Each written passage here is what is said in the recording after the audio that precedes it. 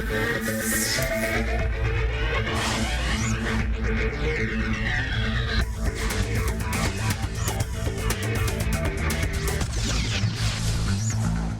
evening, you're watching Stock Watch with me, Zinati Kuma, and joining me to take your stock-related questions tonight are Mark Dutoy from Oyster Catcher Investments and Alex Days from Umthombo Wealth.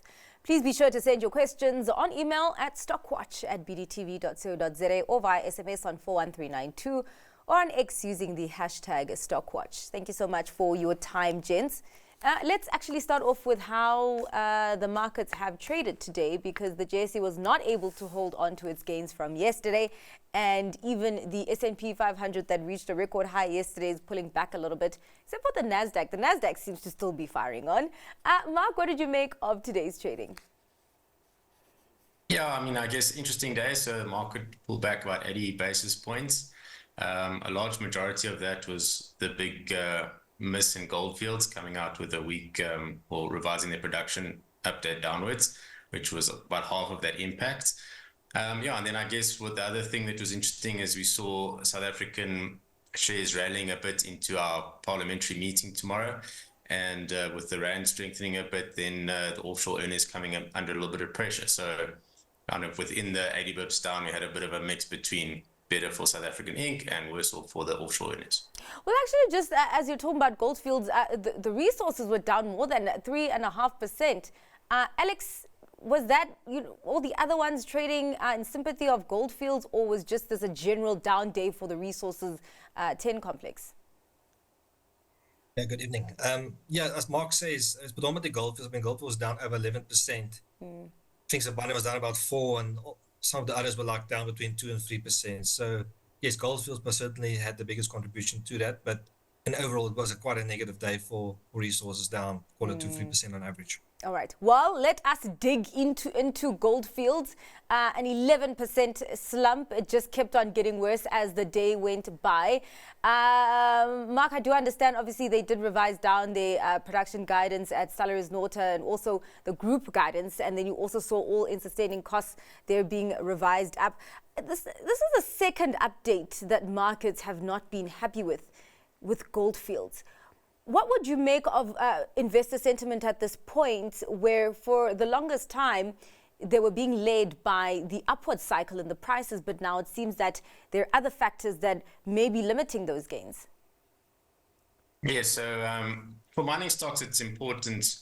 They put out a guidance each year as to what they think they're going to produce. They give a range, typically kind of a 5% upward and downward range. And, shareholders don't like it when they miss their own targets. Yeah. So Goldfields, Mike Fraser is the new CEO there. He hasn't had the best start, because in the first set of results he presented, there was issues at a number of their mines, and they had to revise downwards the South Deep production for the year. So that was the first downward revision. And then they've been ramping up their new mine in Chile, which is Salares Norte.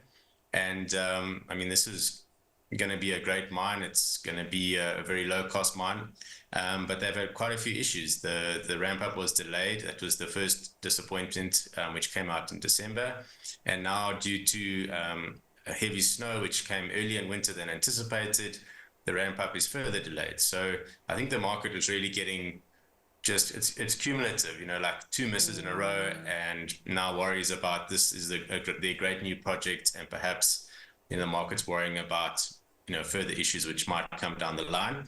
They did have a call today reassuring of investors and giving the new ramp up timelines and saying that the mine is still on track. It's just a few bumps in getting it up and running, but they are going to have to now deliver on their numbers, and then the market might gain confidence again. Yeah. I'm going to stop saying salaries. I'm going to start saying salaries. I think when I say salaries, I'm thinking of a salary. I'm always thinking about money. Alex, is this a major concern that investors are concerned about losing money at this point when it comes to investing on Goldfields? No, it's just that expectations will have to be revised downwards, as Mark says. So I think for me, the concern is Salares obviously is very high altitude in Chile. So, the question of cold winters is most likely going to be a recurring theme as the once-off fee, right? So I think perhaps on a sustainable basis, the production will have to be reduced there. Perhaps that's a bit too harsh, but I think that's something investors could be a bit concerned about. And of course, when resource companies are renowned for, whenever the commodity prices are in their favor, they tend to underperform operationally. And once again, there's another example of that. Goldfields have simply not performed operationally, as Mark says, about all the assets. And we're likely going to see this across the spectrum from other resource companies as well, to some extent. But if you look at Goldfields share price, it's underperformed materially on a relative basis compared to Harmony and Pan African and so forth. So you could argue at some stage it could be a red opportunity again where Goldfields becomes a bit interesting, despite its issues it's had of late. But I think it's so far well justified. But Goldfields tends to recover historically, and we'll see if they can do so again relative to peers. All right. Well, as we're into commodities, there is a question here on South 32. With an interesting set of metals in the portfolio, what does one make of the investment case into South 32? Mark? Yeah, I mean, like the viewer said, it is an interesting business. It was originally spun out of Billiton, and the name comes from all their mines were below the 32nd is a latitude level. And what's different about South 32 is that it's got a lot of aluminium and alumina, which is in the aluminium production chain. So they also have a copper investment that they made quite recently. And then what we saw earlier in the year is that they divested from their met coal business, which I think they've did it quite a good price, and at a time when met coal prices were high. So it is interesting. Also, what I like is that if you're bullish on copper, which we are, the kind of second derivative is aluminium, because if copper prices really run to crazy levels, you could see switching from copper in electrical use to aluminium, which can also carry high voltage. So there is that kind of linkage between the two metals. But yeah, it is a mining company, and subject to the same kind of ups and downs. They can't control the price of their products, have to control their costs tightly. There's also another interesting piece of South 32 is the manganese price. So there was a port which was damaged in Australia, which has caused manganese prices to shoot up. So this is kind of a double-edged sword for South 32, because their mine in Australia can't export at the moment, but they do own other mines in South Africa and in Africa. So those will benefit from higher prices. So I think for me, if you're bullish on copper, but you don't want to buy Glencore, then I think South 32 is an interesting play for you. Alex, would you be digging into this counter? Yeah, I can go with Mark. I mean, we've been buying South 32 over the last year or so. Initially disappointed, had a couple of negative updates, and also updates on the project they want to buy, develop in North America, the cost and so forth. That's lead zinc and silver and so forth. But yeah, I think Mark's right. Prospects for aluminium looks quite interesting as well as copper. Nickel, even though it's struggling at the moment, you could argue at some stage in the future it'll look a bit better.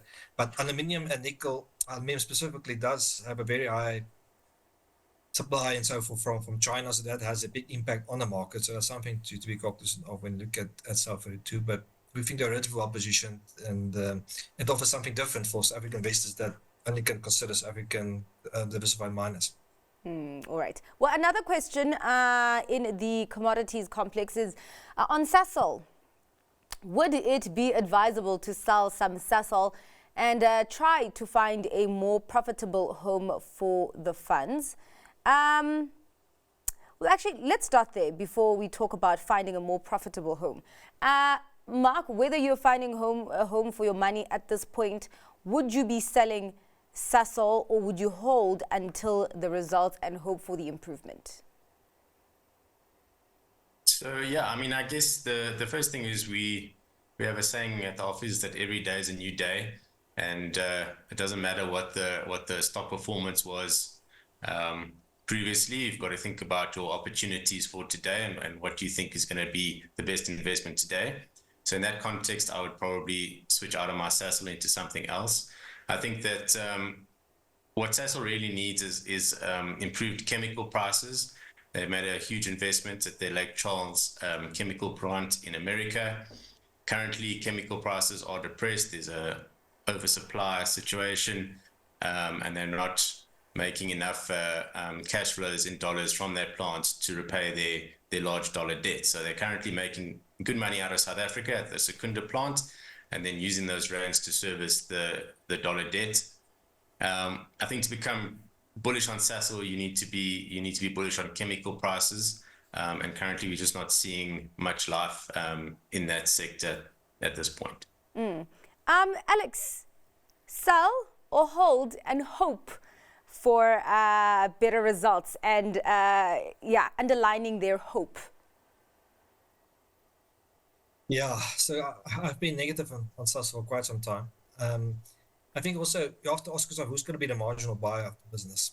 So think about foreign investors; they've got much better options to buy. I mean, Chevron, Shell, Total, all these businesses, got much better quality of assets management, also returns to shareholders. I mean, if you look at the number of share buybacks for someone like Shell does, for example, and the dividends they pay, it's multiples compared to what Sasol does. Sasol, cannot afford a dividend and is not going to give back money to shareholders anytime soon. So I think that's from a relative perspective, you have to ask yourself, if you can go offshore, why you want to buy Sasol over those? And then obviously Sasol has scored so many own goals over the last 2-3 decades. Yes, there's been changes to management, but how much skills has Sasol lost, as well, internally over the years? Do they really have the capability to take this business to the next level again? But saying that, there are options. I mean, if the gas the prices do go in their favor, you're going to see material upside potential there theoretically as well. They could sell their Lake Charles asset further. That could theoretically create a lot of value. So there's always opportunities where Sasol can easily double or triple from this base. But certainly from a buy and hold perspective, I would not be in favor of Sasol. I actually think the share price is equivalent to what was 20 years ago.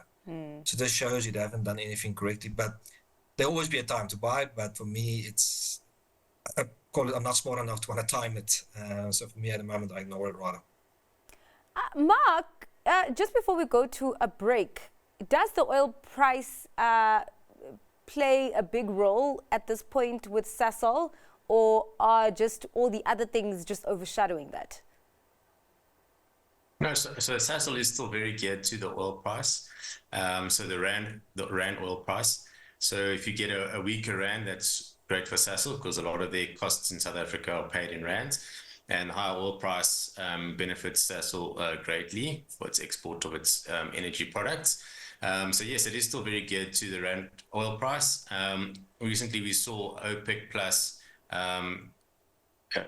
basically allowing production to come back into the market, which put a bit of pressure on the oil price. So I think for oil prices to go higher from here, we need more worldwide GDP growth. And we're still sitting in a high interest rate environment. So it's not obvious that the oil price goes up from this point. All right. There was a comment on the NASDAQ. And actually, I just wanted to ask because, I mean, it did reach a record high. And the last time I looked at those boards, it was still extending those gains. Alex, do you stay away from the NASDAQ at this point because it's just run so high, but then it just keeps on reaching new records? Could there still be more upside here or not? Yeah, it's impossible to really say. But I think one thing to note is obviously the underlying growth is still very, very strong in those companies. We obviously know artificial intelligence is really driving. I mean, we just look at the numbers from NVIDIA. It's mind-boggling. I mean, for African investors looking at those numbers, our revenues expanded and EBIT margins. It's simply you cannot comprehend it. So the question is how long it can go. I don't know. And obviously that has also a big impact on the premium valuations people put on these assets because everyone has to have some form of assessment where the growth is going. So yes, the NASDAQ. As long as the underlying artificial intelligence theme continues, I'd imagine those stocks will still do well. We see the likes of, even Dell benefiting from it. You're seeing Apple benefiting now recently from it. You know, Meta has been investing years into that and so forth. So it's very, very difficult to say. I think if you do have exposure, just manage your positions perhaps, but just make sure it doesn't get too big in the bigger scheme of your portfolio. But then I'll be probably reluctant to say I want to allocate necessarily new capital. Perhaps there will be opportunities, but it's a difficult one. It's not shares I look at on an active basis. It's something I more are struggling with in my personal capacity of how I need to manage that part of my portfolio. All right. Alex is talking a lot about management here. Mark, if you don't have any kind of exposure to the NASDAQ, either the top companies there on a stock picking basis or an ETF, have you just missed the boat at this point? Yeah, I mean, I think, I guess that, the US tech space has kind of shot the lights out for extended period of time. There hasn't really been a great alternative in the since COVID. Chinese tech stocks fell out of favor. So I do think that we kind of at a point where we are near the top. It could just be a short-term kind of pullback scenario. I mean, it's very difficult to say. There's no bad time to start investing, and as long as you've got a diversified portfolio, then you'll be fine. So, but I mean, I wouldn't be selling my portfolio to buy the NASDAQ at this point. Okay, all right. Talking about that, so much talk of the AI US shares. One I never really hear about is American Express. They're currently at all-time highs, but trade at around a 17 forward PE, while AI tech shares trade on absurd PEs based on future growth. Alex, is American Express one that's on your radar, even on a personal level, or not? Unfortunately not. I don't look at the professional or personal perspective, so I can't give any informed views on American Express. All right. On your side, Mark? Yeah, also don't look at it closely. I mean, people love the large payment gateways like Amex and Visa. They are high quality companies, so they will trade on high multiples. They do very well when economic growth expands and people, do a lot of payments, a lot of money flowing around. So yeah, there are great companies that deserve to trade on high multiples. Like a 17 is not particularly high, I think, for that business. Doesn't have the same growth prospects that an AI type Microsoft or Meta or Amazon have all got. But so those businesses should trade on higher multiples. You can't really compare the two. And I think Amex is a good business, so if you want to buy it, you probably do fine. All right. Well, some interesting behavior that I noticed today is that investors were buying all the retailers except for Mr. Price that released its annual results today. Alex, were those numbers just not what the markets had expected, or was all the price action, the buying, just front-loaded before these results on Mr. Price?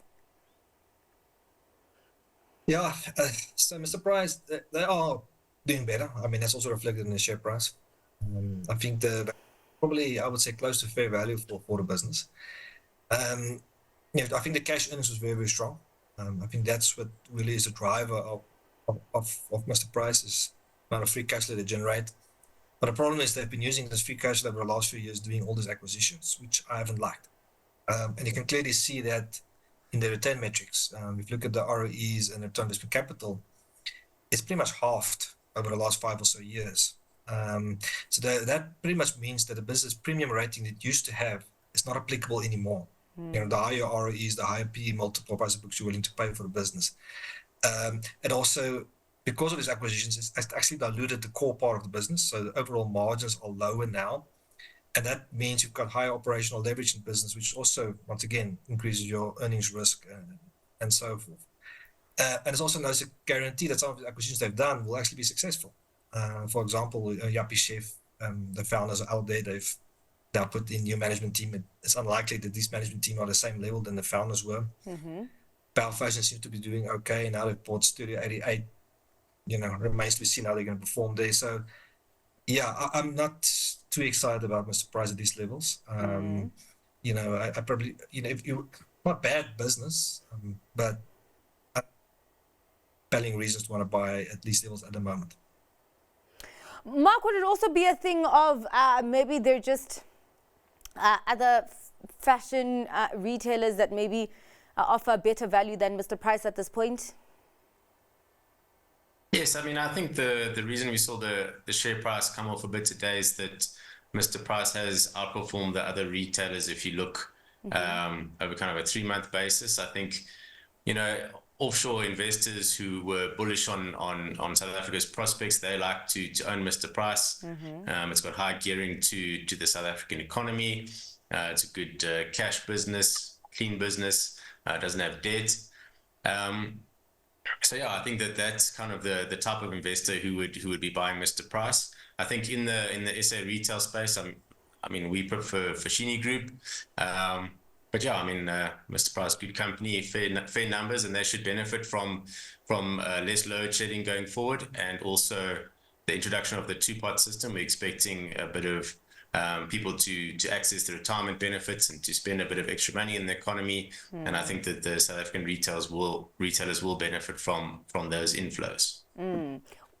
Something interesting that I also noticed today was the downward pressure on Telkom and MTN. Telkom was down 6%, MTN was down 4%, and it was quite interesting because it was a day after Telkom released its trading statement yesterday, which looked good, and we did see a positive reaction from investors. Alex, was there anything that came out that put those stocks under pressure, or it was just the volatility of the week? Yeah, so Telkom's trading statement, as far as I was able to gather, was better than expectations. You know, so we'll have to wait for the details there to get better understanding of the business. But obviously, Telkom is still a business got, you know, a lot of headwinds ahead of itself. But it did seem like they were able to deliver a bit better update than usual. So I won't read too much in today's movement. Perhaps it was just, I'm not sure about the liquidity that was in there today. And obviously, MTN has been struggling for quite some time now. You know, so sentiment I haven't really seen improve towards MTN. I mean, if anything, there was the recent announcement also where the director actually sold shares instead of buying it. So, yeah, small things like that just doesn't inspire a lot of confidence. And obviously, the issues they've got in Africa and as well as in SA is still very, very high. So I think Telkom's businesses for me, including Vodacom as well, I think it's too complex. They've got too many jurisdictions, too many currencies. You know, they've got, and as a result, you're seeing it dwindling in returns. Debt issues, dividends are coming down. These are not the market darlings it used to be. I mean, the free cash flows are simply not what it used to be. And as a result, they deserve a lower rating, very lower rating than they had before. And of course, it's ex-growth. So Telkom's, it's a sector I'm very comfortable having that exposure to, be quite frank. All right. Well, Mark, I won't be able to get your view on MTN and Telkom, but let's get to your stock pick for today. What are you choosing? Sure, yes. So I want to increase my exposure to the South African financial space. I've picked a few South African banks in the last couple of months. So this time I'm going to go for Insura. I'm going to go for Momentum. Got the new CEO who's been in for a while, Jeanette Marais, and they've got their Capital Markets Day coming up in July. So we're expecting them to put forward new targets. We think that there are opportunities to improve efficiency. We think there is still excess capital in the business, which can either be invested in further growth or can be returned to shareholders through share buybacks. And then on top of that, you've got additional growth optionality. They've got the JV with Adia in India, the medical insurance business, which has got good growth potential.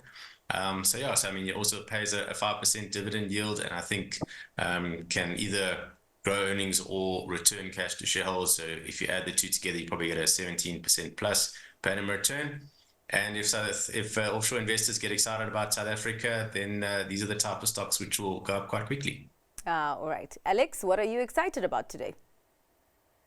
So I'm going for SPAR. So even though SPAR has done quite well over the last few days, I still think it's theoretically very undervalued. So I think some of the big tail risks that market was concerned about, big rights issues and so forth. That seems to be quite much lower probability at the moment. And they seem to be getting traction on some of the issues they are trying to deal with. For example, Poland, implementation, Switzerland's doing slightly better than anticipated and so forth. So I think there is starting to see some momentum building up. Also, the governance, of course, has improved, all the management changes, as well as changes on the board. I think Spark, in my view, can easily earn at some stage in the future at least 15 Rand. If you put a 13p on that, which I don't think is too high, that puts the business at, roughly 180 Rand. And I think that's where Spark used to trade, and I think I can easily get to those levels again when they start addressing some of these problems. So that's why even these levels, I still think is at least not a 50 or so percent upside in Spa. It's not going to happen overnight. There might be one or two disappointments on the way, but I think they're on the right path. All right. Well, thank you so much for your time and for your analysis today, gents. Much appreciated. That is all for tonight's Stock Watch. Thanks to our guests, Mark du Toit from Oyster Catcher Investments and Alex Days from Umthombo Wealth. Up next, The Close. Stay with us.